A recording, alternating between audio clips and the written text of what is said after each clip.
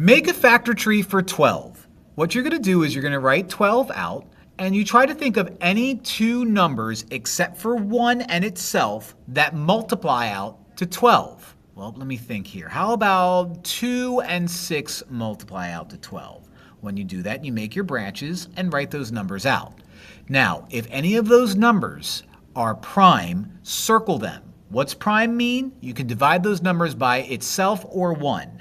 2 is prime, so I'm going to circle 2. Now, if you look at your other number and it's composite, then you keep going. What two numbers besides 1 and itself could I multiply together to get me 6? Well, how about 3 and 2?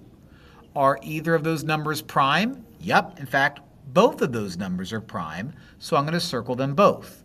Now, once all of my branches are drawn out and all of my numbers are circled, I'm done my factor tree. And what this means is 2 times 3 times 2 is 12. And that's our factor tree.